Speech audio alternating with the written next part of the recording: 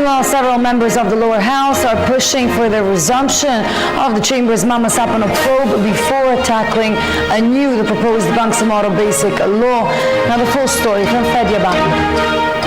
Support for the resumption of the House probe for the Mamasapano incident is gaining ground.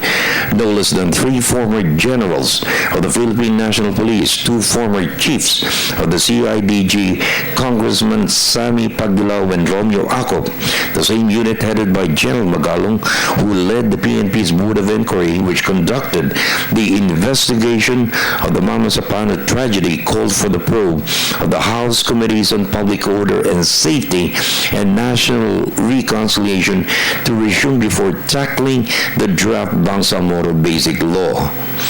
The 3 were joined by Magdalo Solons, Ashley Asadillo, and Gary Alejano. Consistent with our initial statements noon at saka position for all concerned to step up rather than to step down. Gusto namin na whatever we do here ay makaka-contribute para sa stability ng ating bansa at saka sa resolve ng problema. It must clearly establish what happened from the time the operation to arrest Marwan was planned up to the time the last body of the SAF trooper was retrieved. Second, it must be able to identify all the persons involved in the planning and operation and the respective roles and participation. Acop said the Magalong report that has been submitted is not complete to uncover the real story and the truth behind the botched operation which resulted in the death of 44 SAF troopers. Acop stressed the House inquiry will be sweeping to give special attention to the exchange of text messages from former SAF Chief General Napeñas, suspended PNP Chief Alan Purisima, and the AFP generals for the Western Command and the 6th Infantry Division. Acop said these will provide a timetable of events from the start of the operation to the firefight, the request for reinforcements, and the extradition of the besieged SAF troopers.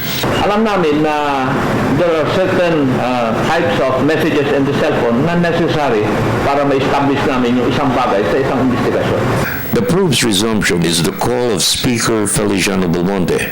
Congressman Ashley Asadillo said it's a call that could put closure to the results of the Magalong and Senate reports. The 5 former officers of the AFP and PNP stressed the probe will boost the approval of the Bangsamoro Basic Law in the House. Insofar as our job is now called for in the deliberations of the BBL, in our oversight function over the executive, especially its bureaus involved in this controversy, and in the end, whether or not to pass the BBL, I think our continued presence in Congress will serve the purpose of serving our people. For the People's Television Network, this is Freddie Abando reporting.